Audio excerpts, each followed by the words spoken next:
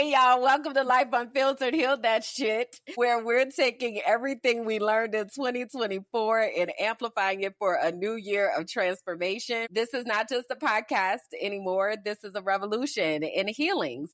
Whether you are a longtime listener or this is your first episode, get ready for some life-changing conversations. Yes, indeed, because we've learned something powerful over the past year. When we share our truth, we give others permission to do the same. We've created this space for the truth seekers, the change agents, and anyone ready to do the work.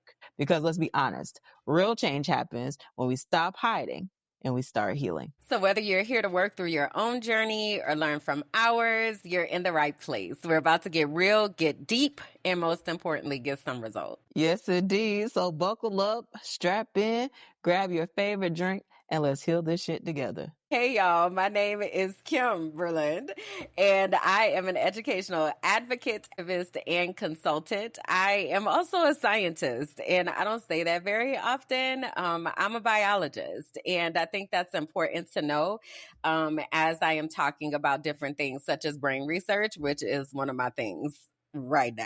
I'm a visionary and motivational speaker, a producer, work executive, and I'm an intuitive melanated life coach. I certify people who want to become life coaches, and I also help people deepen their relationship with God to understand their unique design and purpose in order to positively impact the world. I'm a professional frolicker. I currently live in Medellin, Colombia, in South America. I left the U.S. in October of 2021, and no, I'm not coming back. And also, I produce all other types of podcasts, and I'm a host. So what up?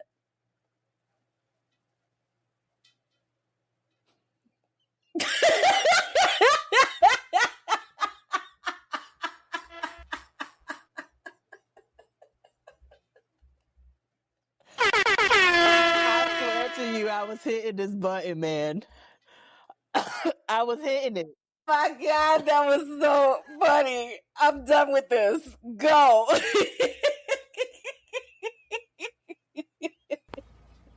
Oh, hell no. Man, yikes. All right. Well, my name is Bianca Goolsby, and I'm a lot of things. I'm a hoot. I'm a good time.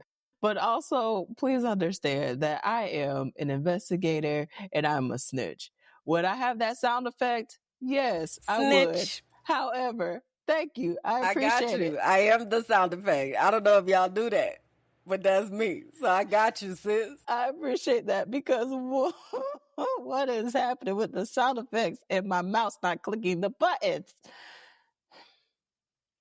I'm a digital strategist and a consultant, an educational activist, and a certified snitch. Snitch. Yes, indeed. I'm the founder of Teaching for the Culture, where we transform, we empower, we advocate, we coach, and heal.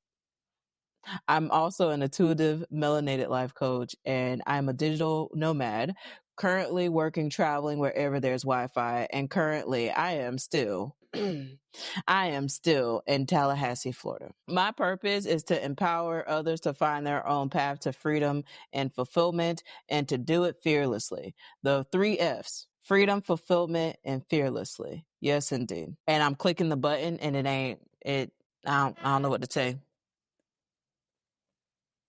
It's a glitch in the system.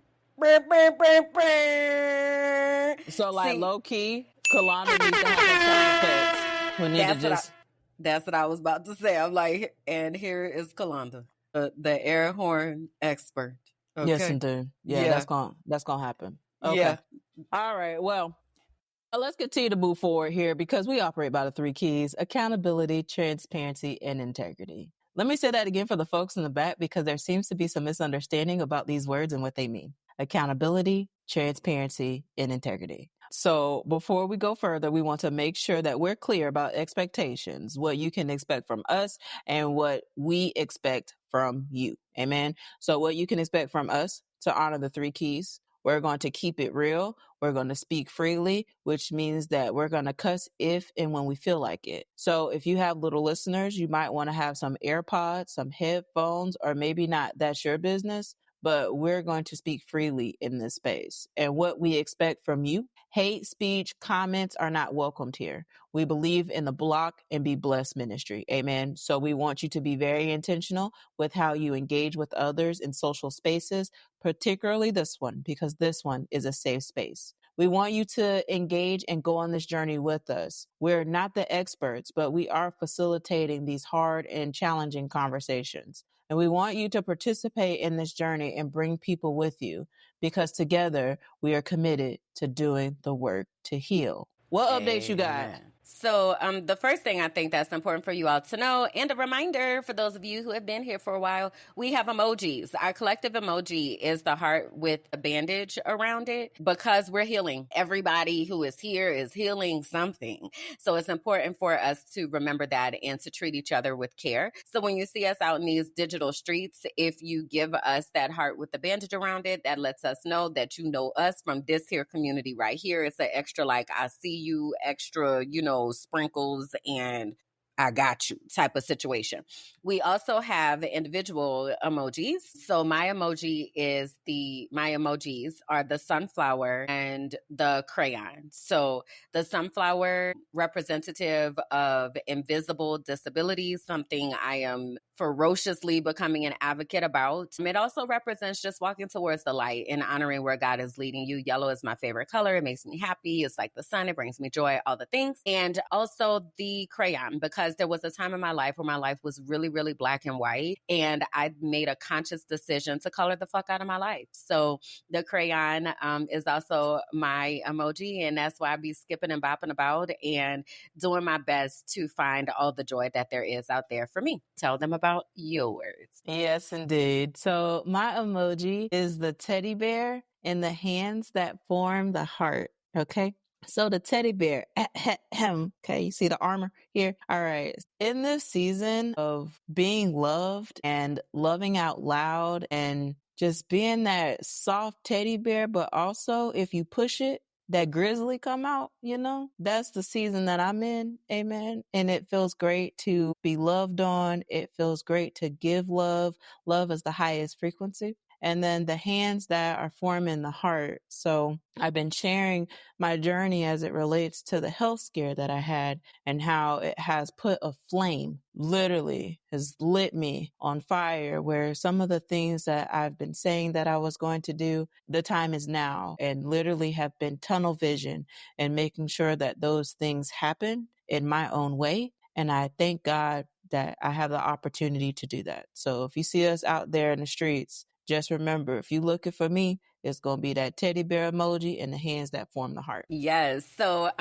we are available in a bunch of different places. So if you are watching us over on YouTube, know that we're also available in audio on all podcast platforms, Apple, Spotify, iHeartRadio, all the things. And if you're listening to us, feel free to pop over to our YouTube page so that you can actually see what's happening here and all the things that we're putting up on the screen and our lovely faces. So yeah, I think that's it. I think, did I leave anything out? Do you have anything else? Okay, Nope, cool. it. So let's get into our spirit check then. I actually used this yesterday, one of these days. I had an engagement activity with some contractors that I work with, and we were doing a speed dating. And I always like to honor the energy that people are bringing into the space, and there's a lot of those going on. So I was like, I want to do that. So I just took the actual spirit check image and shared it in there, and it was pretty cool to hear them describe. Like, some people were like polka dots, and other people were like, I had went first and I like described my gradient, and then somebody had like a half like quadrants, and like it was just really interesting to hear how people were like dividing their hearts up and stuff. So it just gave me like an extra warm fuzzies of how the things that we do and the ways that we explain things and the ways that we choose our words to communicate can help other people identify words that they can also use to communicate and to give deeper insight into what they're thinking and feeling. Because even their feedback from it, they were like, I always learn something new about myself every time I come here. And that is the whole point is, yes, we're connecting, but also, have you even stopped to ask yourself these types of questions? No, you haven't. And people don't be doing that. So having said that, we love to model spirit checks and what that looks like and sounds like. We're going to do our spirit check today. And am I supposed to be sharing that? Is that how this was working? I totally forgot. Am I getting that up? Yes. Usually Okay. this is your I thing you couldn't put up. remember. We I ain't been got here you. long, amen. Yes, So indeed. let me get it up here on the screen then. Where is it? Where is it? One of these days, we are going to have this down flawlessly. And it's going to be like, they're the thing. There they go. They in their bag now. They done figured out how it go down by the riverside. Yes, indeed. Okay, hold on. All right. Is it there? Is it on the screen? It's on the screen. Okay, great. So the way that this works, we're going to model this for you, but we encourage you to do this as well for yourself. Okay. So these are the categories. Green, I'm absolutely wonderful. Life is great. Blue, I'm good. I don't have any complaints. Purple, I'm okay. Things could be better. And yellow, I'm not doing so well. I need support. So we invite you to also take a moment to search your spirit and identify where you feel like you might be, and we'll model for you what this can look like and sound like. So I've been doing a lot of talking, so I'm going to let you share first. How is your spirit feeling today? So the way that I want to describe my heart is in the core and in the center. It's a bright green, like in the deep inside of it. I'm absolutely wonderful. Life is great. The outside perimeters of that is going to be blue with some purple speckles. And I must say that some of the things that are happening outside has caused it to be blue. But then when I stay to myself and in my own orbit and world, then the heart is green. So it kind of changes in environments. But right now in this present moment, the heart is green in the center and there's some blue outside with purple speckles. Gotcha. So I think for me, the heart is blue around the perimeter of the heart. So the outline, if you will, and again, think a gradient, is purple. And inside this blue, there are bursts of green. Maybe feeling like a diamond shining or something, but it feels very bursty, right? Of green. But the majority of the heart is blue. And then there's this gradient around the outside of the purple. Yeah. Okay. Yeah. Okay. So where shall we begin, child? Because I haven't talked to you. You haven't talked to me. Girl, dang, what is happening? Child. Yes, indeed. Well, you say you have questions. So let's start. What questions you have? Okay, well, one of the main questions that I had saw that you had come across some information about, well, you always come across information, but you had come across some information about a charter school. And then I subsequently saw that there was some type of video or something maybe that you recorded, and there was some investigative reporting that was happening with a school in the Tampa Bay area. So I was curious about that because we, have been having these conversations of what does advocacy look like for you now and all of that, but as well as what does teaching for the culture look like and what does that look like and sound like. So I'm just curious about what's happening in the area of advocacy as well as this investigative journalism that you do because you are a private investigator. So yeah, I'm ready. I'm listening. I got my tea. By the way, this is what's in my cup. I don't know if you're willing to share what's in yours. I don't know. I'm not judging you. Bro. Oh, hell no. I really wasn't. I just wanted it to be known you didn't have to share. I was about to Yes, share, but I didn't want you to feel pressured to share. Yes, Jesus, things it don't be coming out my did. mouth right. Ooh, child. Well, for the record, before you start, I had some tea, was yogi tea. Okay, that's what I have in my cup. And the affirmation that's on it, it says, breath is the voice of your soul. I like that. It looked like your button's working again. So what's in your cup, ma'am?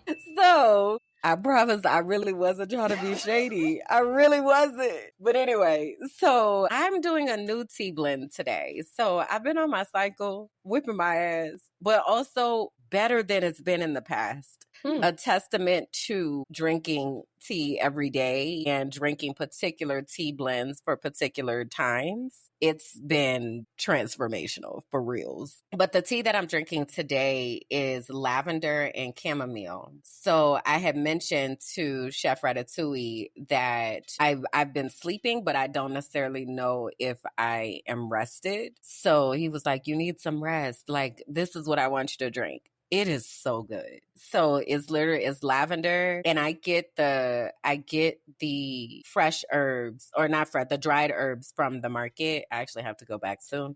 But anyway, lavender and chamomile buds and a little bit of honey and my infused oil. So I was just curious about what was being drunk and all that, because I'm going to be drinking my tea as you share about what's been happening in the world of advocacy and the things that you've been working on in your investigative journalism. I'm muting now. Yes, indeed. All right. So where should I begin in this one?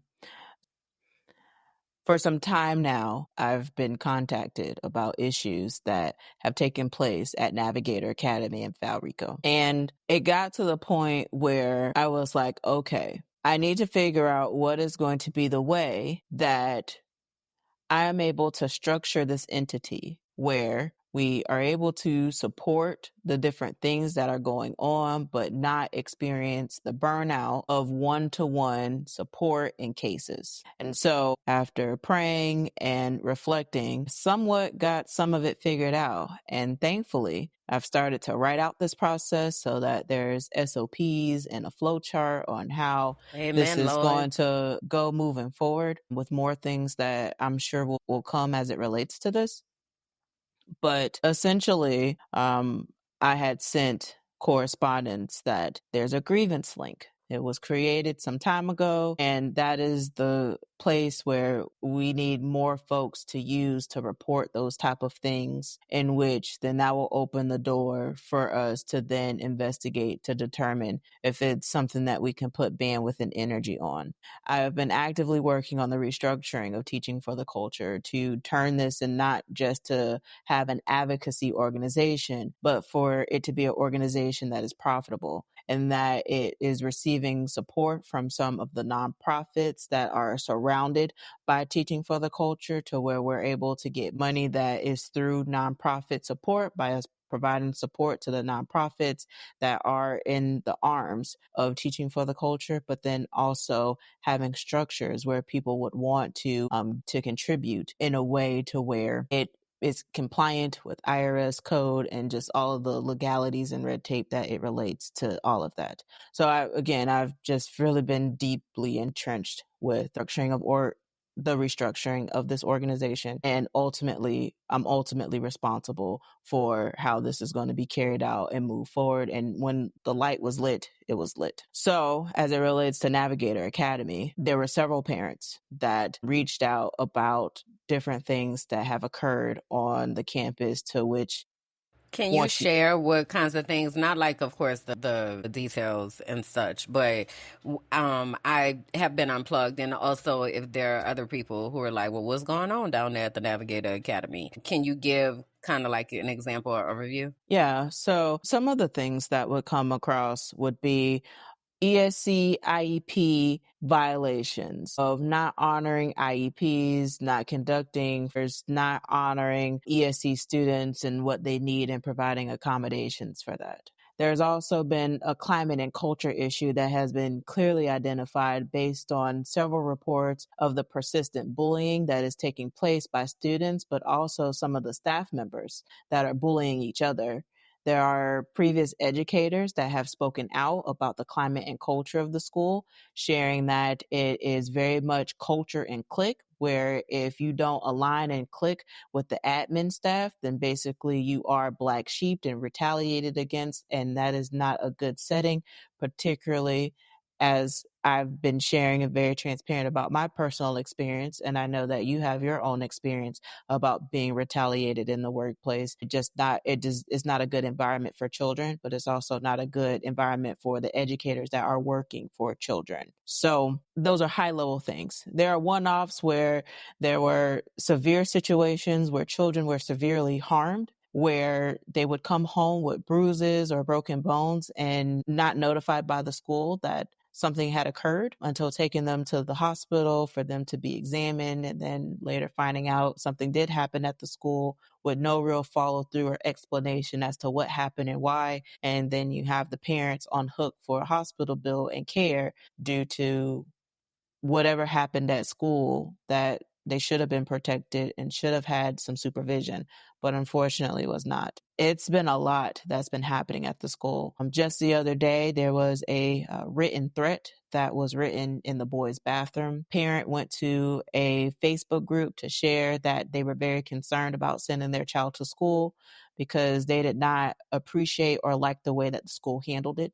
The school had stated that they had investigated it. However, the parent had called the local sheriff's office, which is Hillsborough County Sheriff's Office, and come to find out from the sheriff's office that it was never reported from Navigator Academy. So the question is, if there was a threat that someone had wrote in the bathroom that they were going to shoot up the school, you would think that a sheriff's office would be called as it relates to that matter to investigate. And apparently that hasn't been done. Well, since I made the post asking for more details and for people to share their experience, my inbox again has gotten to a place where I'm like, okay, I did ask for this, so buckle up and just go ahead and receive. So received a lot of emails, a lot of DMs, and somehow some messages that came across my phone. And I'm not sure how that happened, but here we are. But nonetheless, there was a lot of communication as it relates to the climate and culture ultimately at the school, to the point where I was like, okay, yeah, so this is something that needs to be documented in video and in writing. And also wanting to interview the school admin staff to ask these questions, because there are some parents that have questions and educators that have questions. And quite frankly, after them serving a cease and desist to one of the folks that was on my page speaking out about their experience, I definitely have questions as to how much of school's resources did you use to contact this attorney to send the cease and desist for defamatory statements. And I want to know what's defamatory, particularly because it's on my personal Facebook page, which is the core of the investigation. And I want to make sure that I have journalistic integrity in this process. So it's very important for them, Navigator Academy, to identify what is defamatory that is posted or what is misleading that is posted, because I don't want to post misinformation or misleading information. So it's really important that they respond. So yesterday I went to the post office. I sent them a certified letter. They have until May 1st to respond. And if they don't, then their silence will be noted in the report. But this is more for informational purposes. It's more for people to know. I'm just literally following the instructions that I have set before me and how to do it. I didn't know what I was really walking into when this door was opened, but I thank God that I've been able to document this journey and to be able to do it with somewhat ease and advocacy. So that's one I'm school. curious. I have a lot of questions. And mainly, so I know one of the things that you've talked about many times is having the things documented so that there is a way to search it. I'm curious as to what the expectations are outside of documenting. When you say expectations, can you give me an example of what you're Yeah, referencing?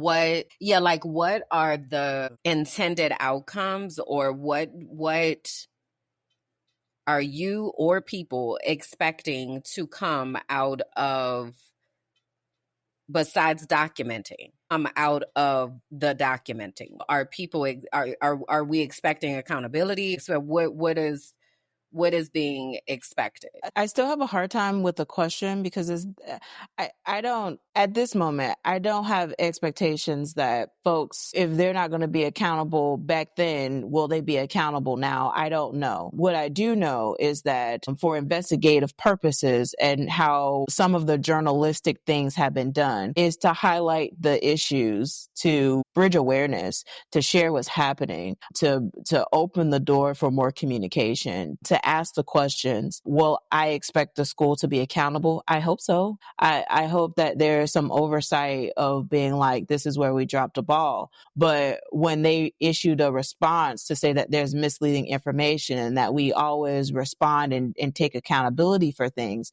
it did make me scratch my head a bit reading that statement and then reading some of the things that were on my posts where there's some things that are conflicting. So I don't really know as it relates to this particular issue of what the intended outcomes would be other than to bridge awareness and to allow the folks who have been silenced in this process, to allow the folks that have been harmed in this process to be heard. And I think that even in that is giving them a lot more than what has happened, because a lot of folks had been silenced in this process. And some folks are still afraid to even talk publicly and have asked if they could be anonymous, which again, I honor and respect where they are in their journey and sharing their story. But I think more is the amplification of folks' story, them using their voice to share what happened and to provide, again, a documentation trail of these students that go to these schools. And again, we have all these different educational opportunities, but the state of Florida doesn't have the same oversight on charter schools than it does on public schools, and public schools continues to be defunded. So I can't spend too much time looking at public schools because we already know, but I can spend some time looking at charter school networks because bills were just passed that is going to give more money to charter school options. And I don't know if you've seen what I posted, just last night, but Hillsborough County is facing almost an $18 million budget deficit. Yeah. I'm not surprised by any of this, right? We've already, like, this has already been in the works and the happenings. The reason I'm asking is because I'm curious as to, I guess, the level of acceptance that people are having regarding what is happening. So the reason I ask beyond documentation, because yes, I know that things need to be documented and things need to be on record and it needs to be searchable and all that kind of stuff. But accountability is not going to happen. That's not what's happening. Like the executive orders that got signed just yesterday or the day before, it's all about doing what they're doing. Even with they passed an executive order about basically rolling back restorative practices and social emotional learning and like all of those things that attend to the whole child to make teachers able to discipline their classroom however they want to. Hello, prison, school to prison pipeline, all that. Accountability is not going to happen. So I just don't want people to get caught up in thinking beyond documenting this, because this is important, beyond having your voice heard, beyond saying this is what's happening and I'm not going to be silent because it happened, but also understand they're not about to do right.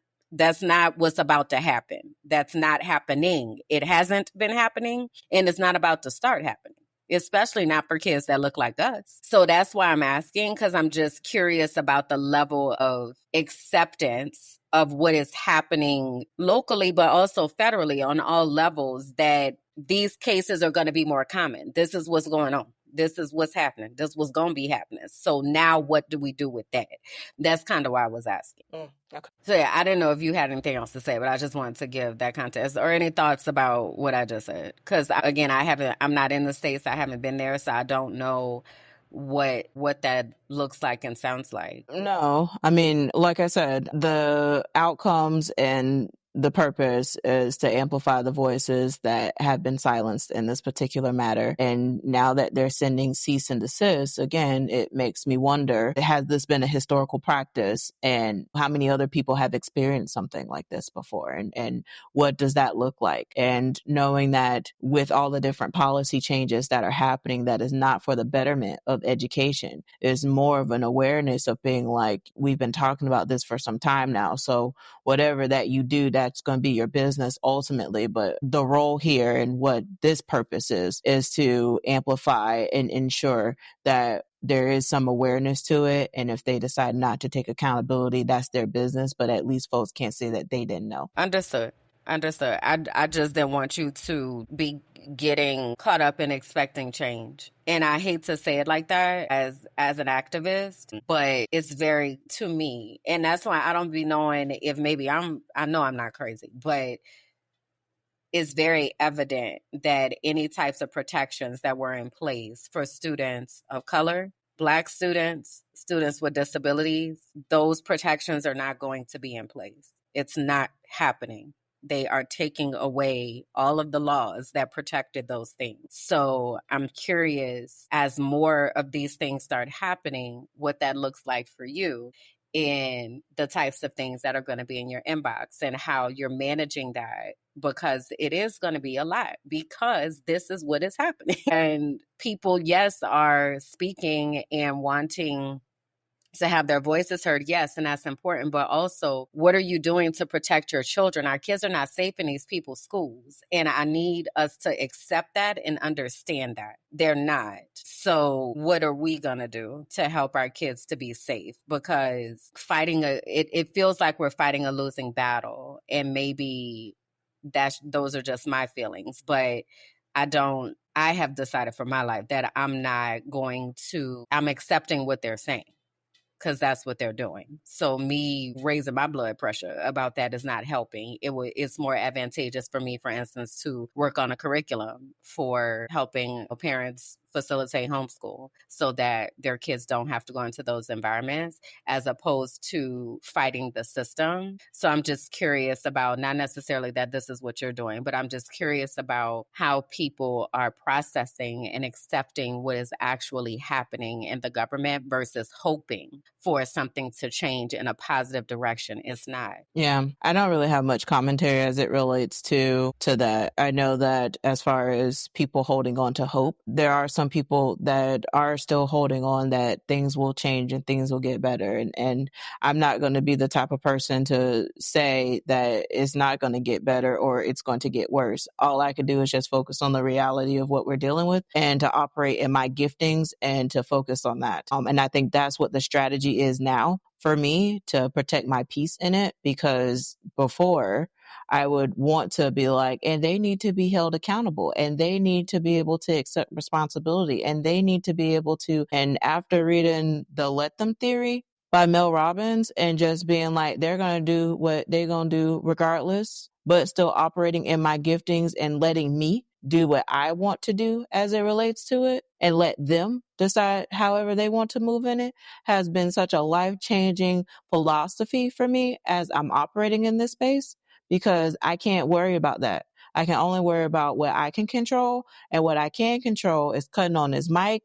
What I can control is cutting on this webcam, and I can type some notes. I can listen to folks, and I can do a whole reporting, and went to school for this. So that's all I can do. Felt and heard. So what are the questions? Well, you've been in the U.S. I'm curious about, I don't know. That's why it's hard for me, because I'm not there and I'm seeing the things that are happening, and I do not understand the level of awareness and or acceptance that you have of what is happening. So I don't know.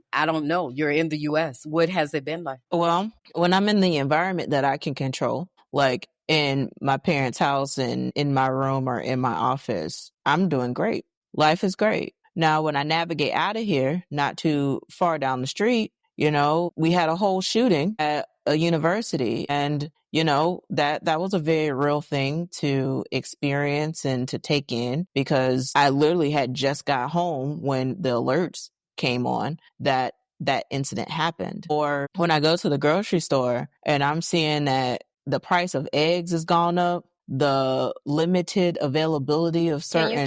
Can you contextualize how much eggs are there about? It's about $6, almost $6. For a dozen?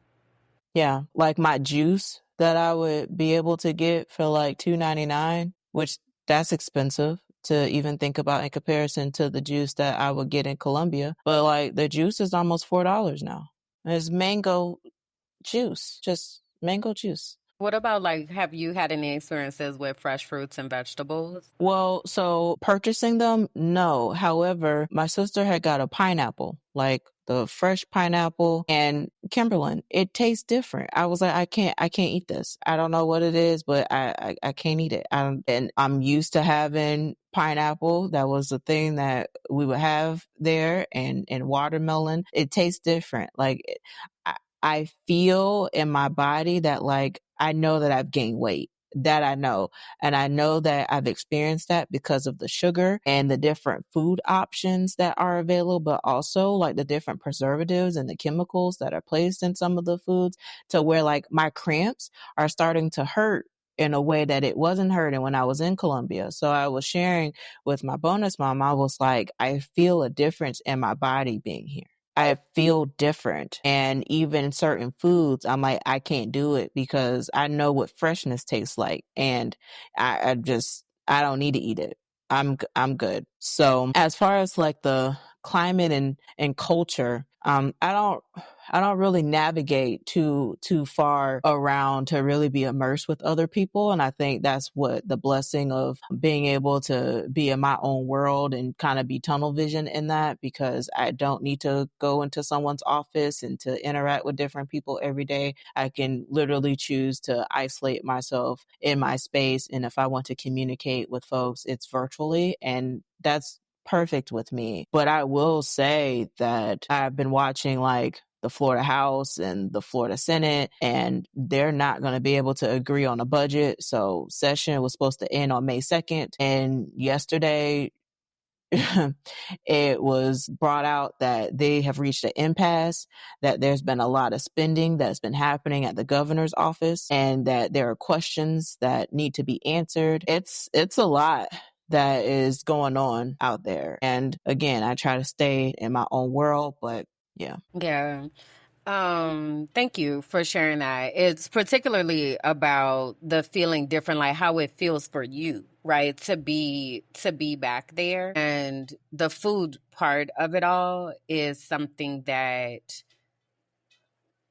as every day passes, I'm becoming more and more hyper aware of. And more, every day that passes, I'm becoming more and more hyper aware of how the US operates, period, and the associated propaganda that is so far reaching and so deeply embedded in US citizens. It's interesting, and it makes me so curious about all of the non-explicit programming that we got growing up there. For instance, I ran across a video the other day when I was first talking about my relationship with food and how my relationship with food changed once I got here. And I was saying that I didn't, like in the US, if you buy food, it doesn't have dirt or roots on it. It's just the food. It's cut clean. And here you buy your cilantro, you buy your whatever, it's got the roots attached. Your lettuce,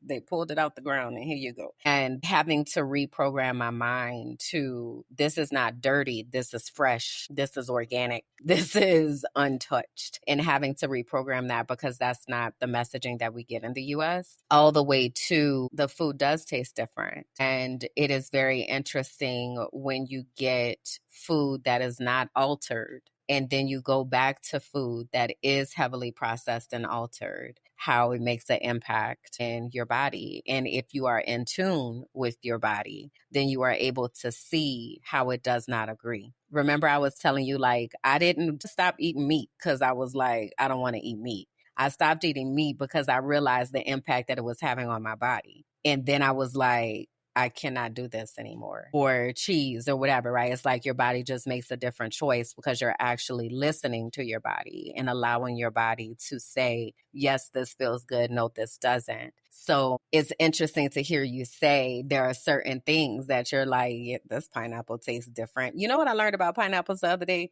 I don't remember. I told you this last time how I've been on this food distribution rabbit hole lately. This the scientist in me, y'all. I'm a biologist, okay? But they were talking about how I think they were saying the food was coming from, let's say the food was coming from Puerto Rico to go to Florida, let's just say. And they were like, the food goes from Puerto Rico to, let's say, Texas. Then it spends some time there, and then it goes on a truck to Atlanta, and then spends some time there. And then from there, it finally gets to Florida. Like, food is coming, fresh food is coming to the US weeks delayed, because it's not, they got to put it through processes and preservatives. And even though it's being said that it's fresh, right? Like, I have always been here. You know how fast fresh food goes bad here, because there are no preservatives. You know what I mean? Because it is actually fresh. Whereas in the US, that same cilantro, that same pineapple, that same tomato may last an entire week, because it's gone through a process. It's not actually fresh and organic. So it's interesting. And I'm curious if you have any thoughts about anything that I just said. So, yeah, I do feel like that there is some warfare that is happening with the food, whether it is to preserve it as long as possible for capitalism, or intentional ways in which to poison folks in order for them to have to subscribe to medication or just to change the quality of life. There's a lot of dynamics that come into play. I just know that does taste different. It does hit different. Yeah. I had watched, have you ever seen They Clone Tyrone? That Jordan Peele? Mm-hmm. Yeah. With Jamie Foxx and John Boyega and Tiana Parrish. I just rewatched it the other day because I forget what was happening. Some executive order probably that was signed. And I was like, this is They Clone Tyrone in real life. In real life. And I do believe that that is what is happening, you know, especially with movies. A lot of times we take them as fantasy, but there are elements of truth that are in those movies. And that is one that makes me very aware that these types of things are happening. They have happened. They have happened, and they're continuing to happen. So the activist in me doesn't allow me to be quiet about it. It makes me want to make people, again, aware of what is happening, because maybe if you realize that, maybe we can get more people who start to grow their own food, and more people who start to actually think about, okay, I like this particular food, but can I make this at my house with products that I know where it actually came from, as opposed to divorcing ourselves from the process. Like, after a while, you know so much that you can't unsee what you know. You know, so it's just like, I can't eat the pineapples. They're not. This is not it. Yeah. So now it's like you looking at every pineapple like, that ain't it. It's a rabbit hole, but it's also empowering, and it can be empowering if we have the ability and the willingness to say, okay, I'm going to own this part of my life. You know, it's interesting. One of the things I wanted to talk about, so 420 passed, and I ran across some Facebook statuses that I had shared some years ago, and I had to take screenshots of them because I was like, girl. But I also don't want to cut short your transparency moment if you had any more that you wanted to share. Yeah. So I wanted to share that I had asked Chat, for those who don't know what I'm referencing, Chat GPT. With some reason, I've realized that I've been inverting these letters for quite some time, and it took me editing a video in Riverside to realize that I would always say Chat GPT, which I don't know where and how that ended up coming to play, but instead of Chat GPT. So, okay, so I just call it Chat because these 3 letters, tongue twister. Okay, so with Chat, I had asked, I was like, so I'm preparing for this podcast, and if you could compile some topic ideas based on what I've provided you and what I've shared this week. So there were 8 things that they said, and then I'll close you with my transparency moment with these 8 things. So the first thing that it said was a policy without practicality is performative. And I've been sharing a lot about my thoughts on HB3, in which there's been some sidebar conversations and things that have came out as a result of me being very public talking about that. I don't know anything about HB3. What is happening? What is that? What does HB mean? We got to tell the people. Okay. So HB stands for House Bill and then the number 3. This bill was signed into law by Governor Ron DeSantis last session, which bans children under the age of 14 from being on social media. Well, are children under the age 14 still on social media? Yes. Is this bill being enforced? No. So I've been sharing that. Well, one of the folks that created this bill is my ex-wife, in which she went to a committee meeting to say that there were critics that had called some of the lawmakers performative, which is what I did, which don't know how you had access to see that, but hey, okay, great. I said what I said. So again, policy without practicality is performative. Again, continuing to advocate for policy changes that are really going to actually make an impact. And although you have an intention to do something, if it's not making the impact that you want, then again, it's performative. The second thing it said was karma isn't timed, healing from the need to see revenge. And it says how to trust God and life will handle what you can't. The third thing that it outputted was gatekeepers, goodbyes, and God timing. A petty praise break on releasing people who you thought could block your blessing. The fourth one was when family triggers your healing journey, a real talk about being disappointed by the ones you love and choosing your peace anyway. The fifth one is you can't audit my village if you don't pass the test yourself. Protecting your energy while doing your own village audit unapologetically. Number 6, Holy Ghost clapbacks, blocking spiritual manipulators. Faith, boundaries, and the art of keeping receipts, biblically and personally. Number 7, not all community leaders are community healers. A deep dive into healing from performative activism and fake allyship. And the last one, healing the need to be chosen wound, shedding the layers of seeking validation from the wrong people and standing firm in your purpose. And what was the prompt that you used for this? So I said to chat, I said, based on some of the things I've shared this week, what should be some podcast topics that I share for my podcast, Heal That Shit? That was dope.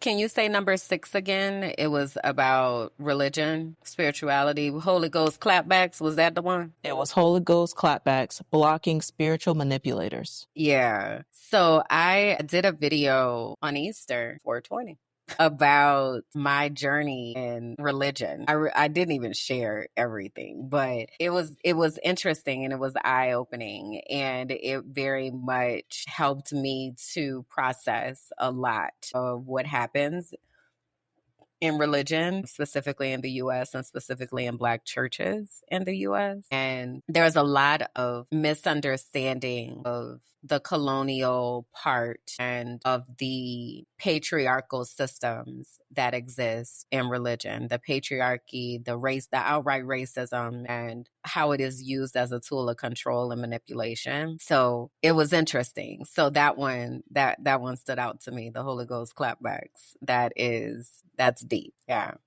Cool. Well, so 420 was Easter, and 420 was also the day that many people who consume cannabis celebrate that day. So as it was 420 and I was thinking to myself, oh, it's 420 and it's Easter. Like, this is interesting. I open up Facebook and I see a post that I shared 14 years ago. So this was 2011. Okay. So in 2011 I don't think we had gotten engaged yet, but I was with my ex and I was trying to be a good Christian. I was trying to be first lady material and show, what I'm supposed to be doing about God, right? So this is what I wrote for there too. So I didn't take a screenshot of what I said in the exact post, but I took a screenshot of 2 comments. So I said, it really upsets me that people celebrate drug use and addiction. Why is that cool? Marijuana is an illegal drug with negative effects on the body, but yet we make a celebration out of that, SMH. So then somebody else commented and so then I said, exactly my point. Excuses are tools of the incompetent. Drug users are definitely incompetent. Else they wouldn't be killing themselves with drugs in the first place. And I thought, you remember I told you I used to be super judgmental, right? Ooh. Remember I told you that? Uh-huh. And you going to hell with gasoline draws on, like period and point blank. I don't care. First class ticket out of here. And as I was reading that, I definitely grew up in the generation to say no to drugs. So that was like the Reagan generation. I now know that how complicit the government has been in getting drugs into our communities and why so many people succumb to drug use. But as a child, say no to drugs. This is a drug. You say no, period. And I was also taught not to ask questions as a child. So this is what you're supposed to do. That is what I do. Officer Friendly said, buckle your seatbelt. You buckle your seatbelt, period. So now I'm the seatbelt police. Any car, excuse me, everyone needs to buckle their seatbelt because they said click it or ticket. Didn't you see the sign on the billboard? It said click it or ticket. You're not clicked and therefore this is illegal. That was me. Okay. So the messaging, why are you laughing? Because I could hear you now saying it. Because I was, this is who I was as a little girl. Like, look both ways for everything they told me to do. That was the right thing to do. If someone said, this is what you're supposed to do, that is what I did. Not asking questions, just yes, sir. Yes, ma'am. It is done. Right? Until I started getting in trouble for doing the things that I was supposed to do. And then I wasn't understanding, but I did what you said. This doesn't make sense. So it wasn't until much, much later that I started asking questions. So my experiences with cannabis was very interesting because when I was in middle school, I had friends that used to smoke. Again, this is an illegal drug. Okay. They would always try to get me to smoke. And I'm like, it's an illegal drug that destroys your brain cells. I need my brain cells to get from out of here. Y'all have no idea what it's like in my house. So no, I'm not doing that. Now, if you want to do that, that's fine. But don't ask me to do that because I'm not doing that because I need my brain cells, right? This is the programming that I got. I also had an aunt who used to smoke cannabis all the time, and she wound up using crack. And because of that, my cousins were taken away, and it was just a very hard time in our family. Like, it was just a lot that was happening. And I was told that weed was the gateway drug. So I became Miss Say No to Drugs. It's unacceptable. It's absolutely not okay. And it's going to lead you down the pathway to crack. Cut it out, to the point I had even sent a message to one of my cousins one time because they were on the internet smoking. And I was like, why would you do this? You know what this has done to our family. Like, what is wrong? Like, why are you doing this? Right? This is the person that I was. And it's very interesting because the pendulum has swung so starkly different to the other side in understanding the medicinal use of the plant. And I would hear people say that, like, I use it as I consume cannabis for medicinal use, like cancer patients or whatever. And I'm like, y'all just looking for a reason to be high. That's all it is. They're just trying to get high, right? Till I started deciding that I didn't know or want to have prescription medication.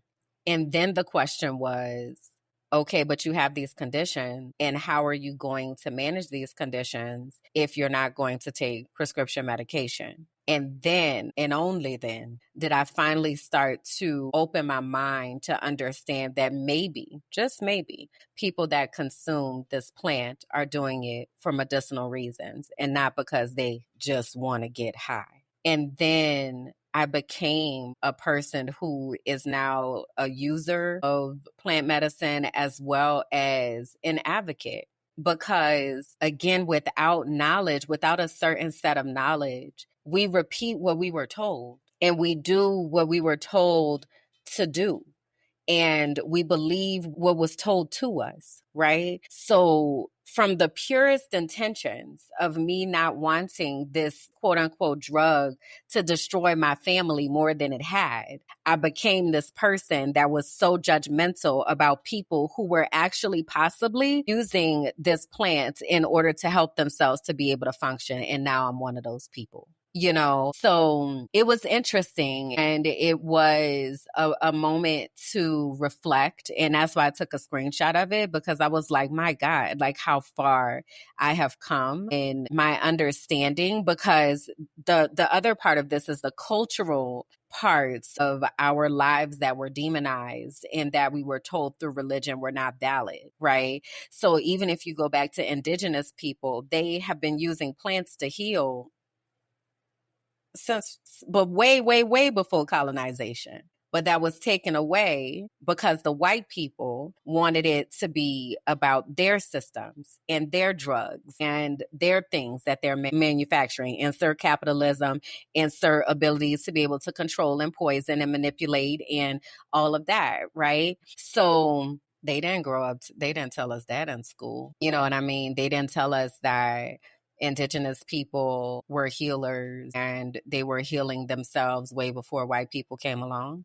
They told us that the white people saved them because they were savages, So it's been interesting. So that's one of the rabbit holes that I've been down and kind of processing. Curious about your thoughts. Well, mainly thinking about, during this, not necessarily on the rabbit hole, because food and insecurities and all of that exists, but like wondering how you've been able to like manage with the different things that, you've been having to deal with, and what does your spirit look like and feel like as you're navigating the asylum process and just navigating the different projects that you're working on. Like, how are you? It's been a lot. I have a lot on my shoulders. I was explaining to Andrea, in Spanish, by the way, the other day. She was like, that's a lot.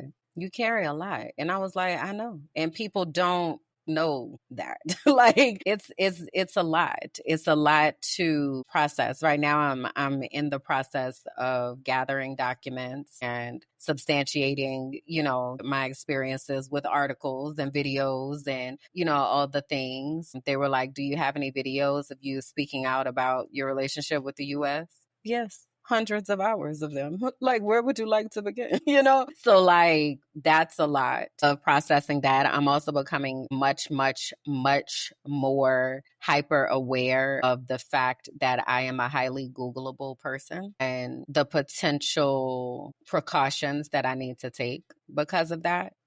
I very much have been in the process of removing access to me and the ability to be able to just contact me from certain people, and not because they have necessarily done anything wrong, but because they just don't understand. And I really don't have the ability to have people around me in my inner circle right now who do not understand the risk that I take every time I open my mouth to say something, or every time that I open my mouth to appear on camera, because I need people around me who can protect me and are able to understand the gravity of the things that I have talked about and the things that I have seen and the whistles that have been blown and the receipts that I have and the people that do not want those things to be public. So it's interesting. It's a very interesting place to be in, and it's lonely because many don't understand. And, it's very easy for people to be like, oh, it's fine. Everything's going to be fine. And this is why I practice radical acceptance. Like,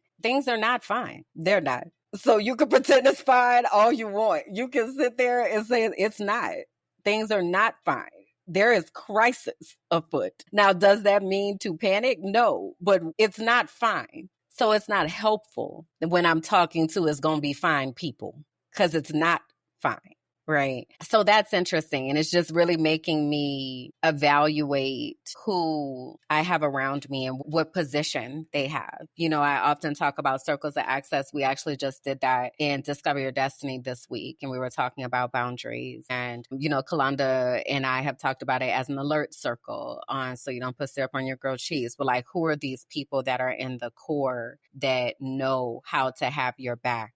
Because shit is about to be popping off. And it's weird to me, to be honest, when I'm saying that and people are like, I don't know what you're talking about. I don't know, because what? And I don't live there. So it's like, how do I know these things and you don't? Is it because of propaganda? Is it because you're in survival mode? Like, because what is the plan? What's the plan? Because to pretend it's not happening is not a plan. To just hope is not a plan. So what is the actual plan is where I always get to. And it comes across as very, maybe, I don't know, harsh. I don't know. But time is of the essence. And that not necessarily, I was going to say it has become exhausting. It's not that it's exhausting, but it's more that I just don't understand why people don't understand. And having to accept that because people are maybe not able to understand or not willing to understand, that means that I am going to have to separate from them because they're not a person that's going to be able to protect me when shit hits the fan because you still sitting there saying everything is fine, as opposed to having a plan in place for when shit hits the fan because it's going to hit the fucking fan. So it's weird. It's a very, very, very weird place to be in. And it does cause a lot of isolation because you don't know who to trust, you know, like, and not to say who to trust as far as, you know, I think somebody gonna go into my secrets, but who to trust with how important this is. You know, this work that I am doing in sharing, this work that I have been doing in sharing what happens in education and talking about what's happening behind the scenes since I've been experiencing it in 2020, 2021, 2022. And now those things are happening and people are still like, oh no, it's been happening. Like, are y'all not listening to me? Like, what is happening? So my way of having to do, I have to protect me. I have to. So that means that I can't engage in those. And when somebody is surprised about stuff, I can't meet you in your surprise because I know and more. This is just what you know about. There's so much more that's happening and it will continue to happen. So what are you going to do about it? Not how are you going to fight a losing system, but what are you going to do to protect yourself and your family is what I'm on. And like I said last episode, a lot of people ain't on that. And they're still hoping that things are going to turn around or having belief in a democracy that is crumbling every single day. It's not real. It is not real. So it becomes polarizing. So I find myself just not necessarily being quiet, but saying what I have to say. And then I said what I had to say. And again, you can't say that you didn't know because I've been talking about this for a long time. So it's been interesting. I've found myself listening to Amanda Seales a lot more because I get it. And I definitely understand what it is like to have to retreat to a safe space to be able to continue advocacy. So I am kind of on that of finding more joy in being in my Patreon and sharing things in Patreon about what's happening in my life right now. Because even with the amount of weight and the amount of gravity that is involved in this asylum process. On the other side of that, there is so much joy in the cookbook and Chef Ratatouille and that part of life. But also there is so much uncertainty because if the application isn't accepted, then I have to figure out where I'm going to live. and where it will not be and cannot be is the United States of America. So it's a lie. It's a lot of logistics. My brain is constantly moving and trying to figure everything out. And then because of my now more global understanding of the impact of the US and their policies on other countries like Panama, once you see it, you can't unsee it. So it's very difficult to have any type of patriotism, if you will, to a country that is actively destroying the lives of billions of people around the world because they're playing this game of world domination, and people are not recognizing and realizing what's happening. So they're just skipping along another day or in survival mode. So then I'm like, okay, but we can't be in survival mode. We have to calm our nervous system so that we're able to plan. It's like, so it feels to me like I'm just so intense, and I'm just like, so then I just have to like, I said what I had to say, and I just have to log off because I don't understand why people are not getting it. I really don't. I'm wondering for the folks that maybe don't understand but want to understand in this present context of what you're speaking about. If you could put it in so many words of what you want someone to understand, what would you say, and how would you articulate that right now in this moment? That the U.S. is in crisis. There is a constitutional democratic crisis. It's on the way to dictatorship. And because of that,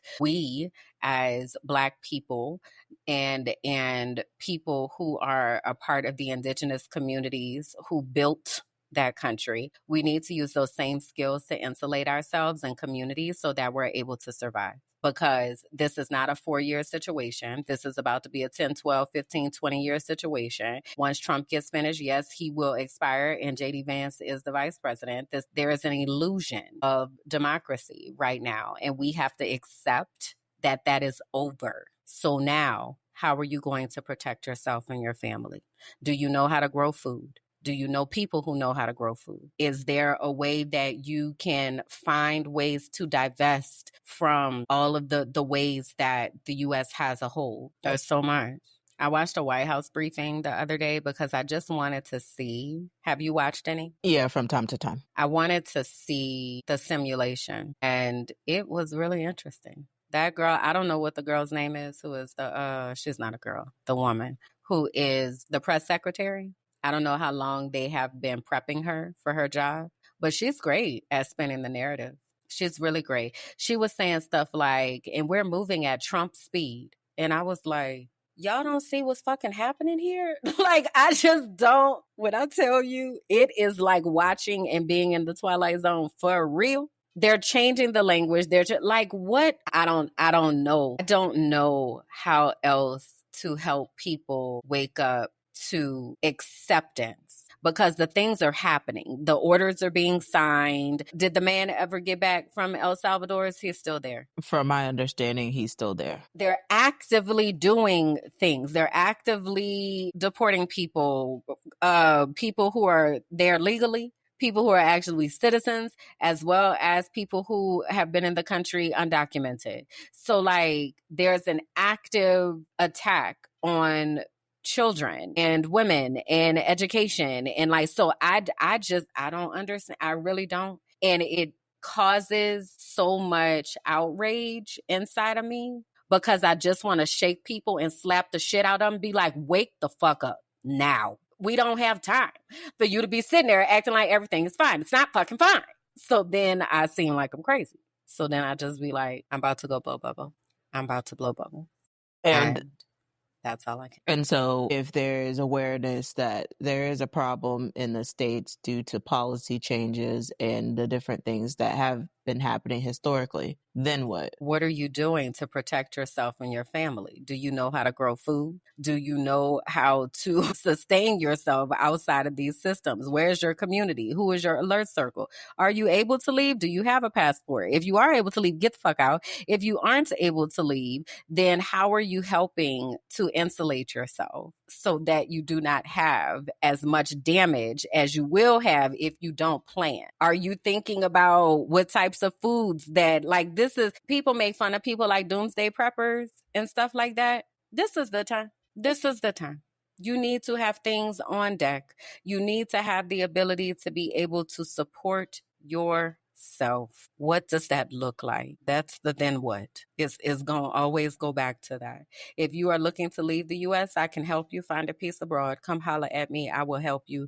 We will get you out of there. If you're not in a place where you're able to leave, do you know how to grow food? What is something you can start growing on your balcony? Can you make a herb garden? Can you start learning how to make different recipes, right? What other sources of income do you have? Are you able to get into content? Like, what are you going to do to help yourself?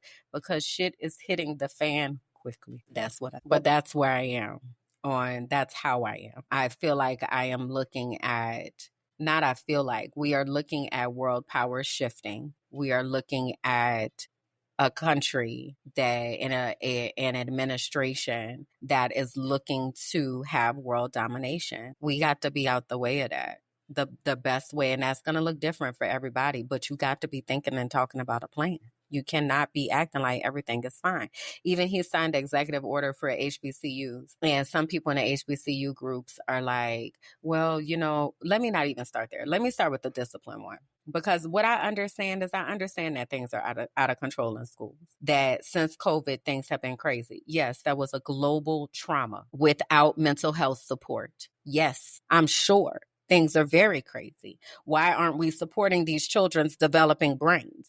But instead, what they are doing is taking that support out of the schools and saying that teachers have a right to discipline in whatever ways that they see fit or what have you, right? So what's going to happen from that? All of those marginalized groups that were at the top of the school to prison pipeline, they rising back, the quote unquote achievement gap and all of that, that's coming back because they just said there's an executive order here about restoring equality, opportunity, and meritocracy. It says in here, a bedrock principle of the United States is that all citizens are treated equally under the law. This principle guarantees equality of opportunity, not equal outcomes. It promises that people are treated as individuals, not components of a particular race or group. It encourages meritocracy and a colorblind society, not race or sex-based favoritism. Adherence to this principle is essential to creating opportunity, encouraging achievement, and sustaining the American dream.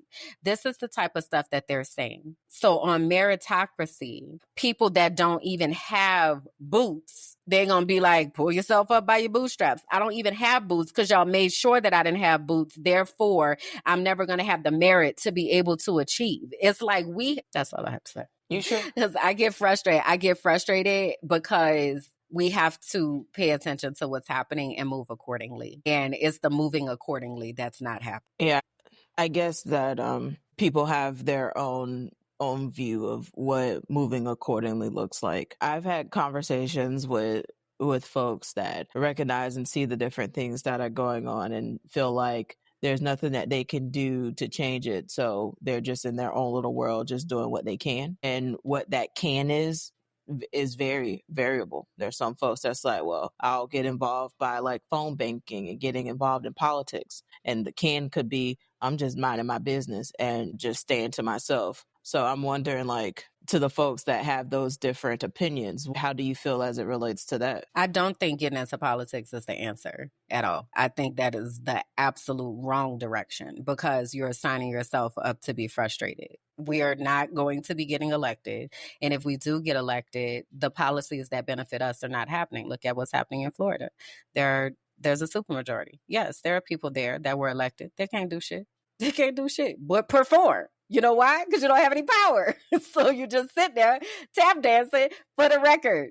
But there are people that need to do that. So God bless them, right? So the people, I definitely think it is a minding my business type of thing. So what's your plan? What is your plan? If eggs continue to rise, what is your plan? This is why I go back. Do you know how to grow food? Are you putting that into place? Or are you still keeping yourself dependent on things? You still buying stuff from Amazon every 2 weeks? Or have we accepted, hey, shit's about to hit the fan. I need to be conserving. I need to be thinking about strategically, like what is going to happen. That's what I'm talking. Because what is going to happen is there are going to be people that are just living life as if nothing has changed because they don't necessarily know what to do or they don't know how to do or they don't know know how to reach out to somebody else, and there is going to be grave harm that is going to be caused. I don't know what that looks like, but it is going to happen in whatever way that they can ensure that it happens, and they being the people who are in control. So how do I help myself so that I'm not at their will and their mercy? I got to start thinking about those things now, right? Like us going into jobs and thinking we're about to make a difference. You're not. You're not about to make a difference at that job. You are there to feed the wheel, to feed the machine. That's it. So if you have to be in that job to feed the machine, then only feed the machine. The rest of your time needs to be used in thinking about how you're going to keep yourself and your family safe and insulated from the harm and danger that is actively happening. Who are the people that you can call that y'all are going to check on each other? That if somebody doesn't check in for so many days, that somebody is looking for them. Like, this is where we are right now. So it's like we have to go back and think. It's not even really Jim Crow. It's really like sharecropping Reconstruction era of what are the things that we can do, because we're the ones with the skills. Them white people don't know how to do nothing. We are the ones with the skills. We are the magic. So what is the magic that you have that you can use to benefit the community? I ran across an organization the other day. It's called Barter Black, and she is developing a network of people that are willing to barter services. What services do you have that you can barter with somebody in your community so that money doesn't have to be involved, but y'all taking care of each other?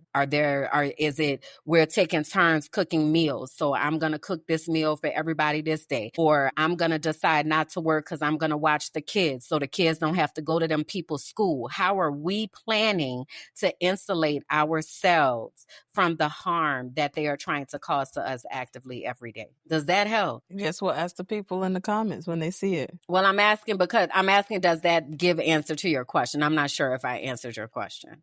Mm-hmm.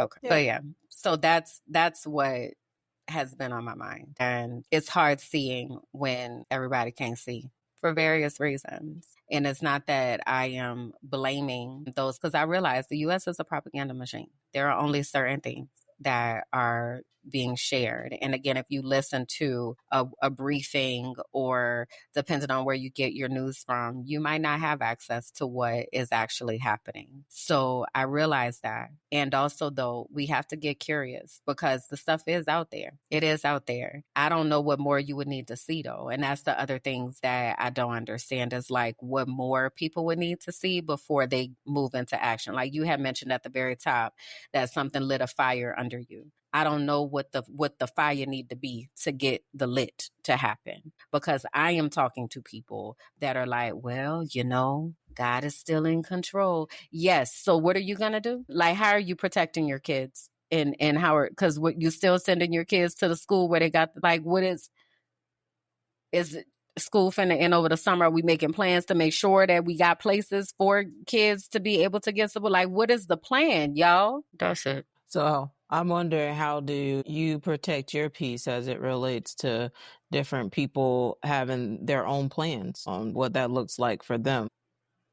I go blow bubbles. I turn it off and I go blow bubbles, because all I can do is make it as plain as I possibly can. And after that, I'm doing what I'm asking. So I am actively making a plan. But also, I don't live there. So I have the privilege of being able to just close my computer and be like, we're done with that. So that's what I do. And I have to continue working through the grief process of understanding that there are going to be many people that I care about that are not going to be okay. And I have to be okay with that, because I can't make nobody do nothing. That's it. What are you thinking? So there's a multitude of things I'm thinking about. I'm thinking about, okay, so like wondering if there's like a bunch of thoughts that you're like sitting with and like thought stopping.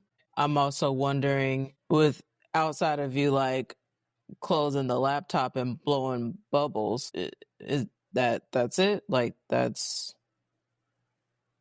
all that you would do to like protect your peace in this? And the only reason why I ask that is because I know that this is something that we've had constant conversations about, where you would want people to take your advice and be like, come up with a plan, and then they come up with whatever that, or maybe not at all, come up with nothing, or not even think about it. And then sometimes it will frustrate you. I think I missed the question in the second part. Because you were saying, is that all I'm doing to protect my peace? Mm-hmm. Yeah. I stop talking and I go blow bubbles. Because I already said what I said. So if that is not being received or understood, or someone is not asking questions and then moving into action, like I say, everybody's plan looks different for them. But if you're not even having a conversation, I accept that you gonna have to endure what you got to endure, and I can't do nothing about that. So let me make sure that I have a plan for me, and I'm here if you're able to find me when you need me. And that's why I try to have different ways in place for people to access me. Like the healing circle, for instance, is a way for people to come and to be able to share space and honor their body and their emotions in a way to be able to get access to me. Scheduling time on my calendar for me to actually help and support in making the plan, if that is what's needed. But outside of that, I can't overextend myself to try to get people to understand what they are not willing, able, or capable to understand. But yes, it is frustrating because it makes me very curious as to how the information is being processed. So yeah, that's it. I turn off the computer. Yes, indeed. That's it. That's it. Yeah. But like I said, so to the thought stopping part of it, I am very aware that there are eyes and ears that are monitoring, and I am very aware of the danger that is attached to that. So sometimes I just be like, y'all got it, because I have sacrificed a lot in talking about what has been happening in education, and I'm sacrificed a lot in helping people to protect themselves, to protect their children, to have the language, to the things. I've sacrificed a lot, like my entire life. And I can't do that anymore. So I say what I can, if that's looking at an executive order and breaking it down and making people, or helping people to have the ability to read through the bullshit. And after that, I turn off the computer and I go and blow bubbles. So I've been staying to myself a lot more lately. And when I tell you, it's been such a blessing to be able to do that and have the privilege to do that, where I don't necessarily have to have a bunch of energies around me.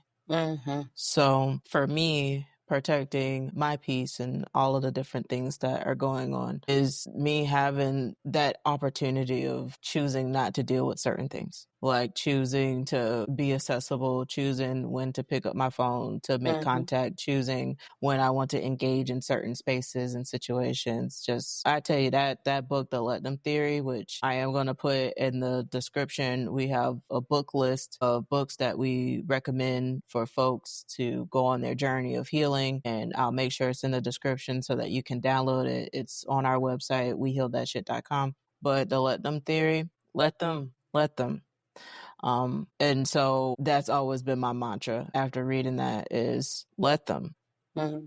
And then empowering myself of being like, let me, I'll do that if that's something that I want to do. Let me do that. And if I don't, I don't. But I just think that I've been consuming a lot previously and had to really kind of scale back on the different things that I consume and just trying to have more of an intentional choice on what I am consuming. But that tunnel vision has been so remarkable for me, and just even having that health scare and just realizing like how short life is and like my feelings around that situation and how people showed up in that and like what did that look like and just all of that. It definitely changed how I moving forward, and that's why I'm like, the flame is lit, and that's where I'm at. Yeah, I understand that.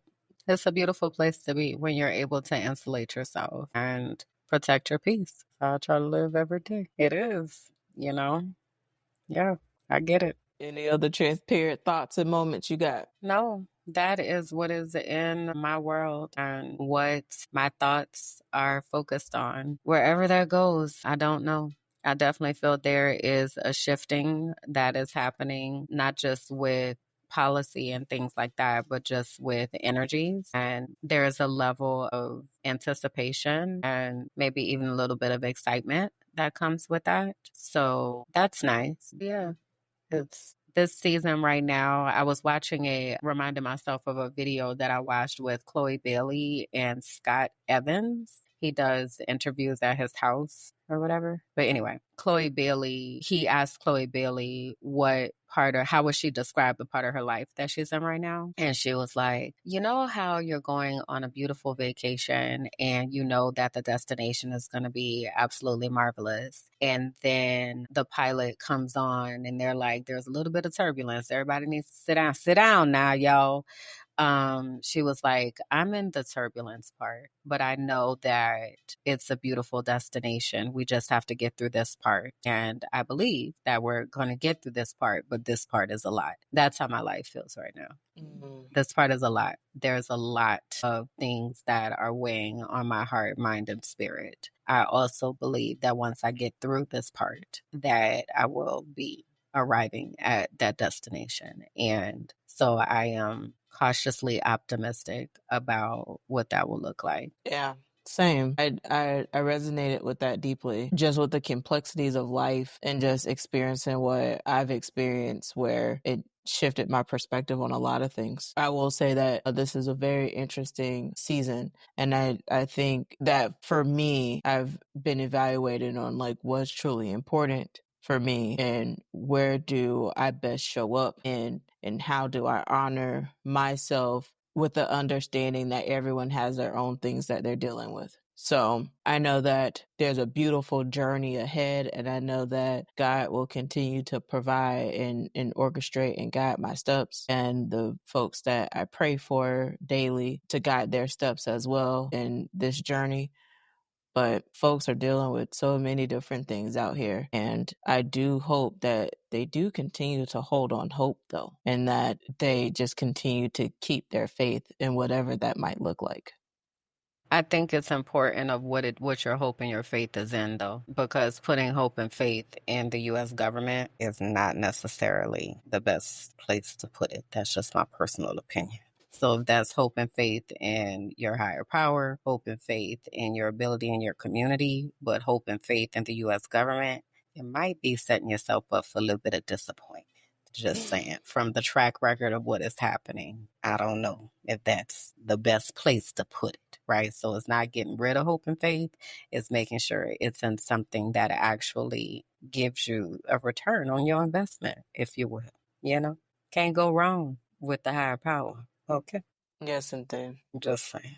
That's all. So yeah, I don't have anything else. That's all I have. Well, where can the people find you? So y'all can find me at KimberlyJackson.com, mindingmyblackAssBusiness.com, DYD25.com, Minding My Black Ass Business on all platforms. I really would like you all to come and join me on my Patreon. If you are looking for a way to support financially, it's only $5 a month. And if you have that to give, I would be very, very, very grateful. A lot of times people are like, I would just rather do this, and that. If you're asking me how you can support me, the best way is on Patreon, because that is how you can give your active support, active love, and actually understand the complexities of what is happening in life right now. So if you would consider that, I would love to have you on my Patreon. Again, patreon.com/mindingmyblackAssBusiness. Where can they find you? Y'all can find me at www.biancagoolsby.com, in which I've made some significant changes to my website and it's still on that journey. But you can see links to my different ventures and some of the articles that I've been featured in,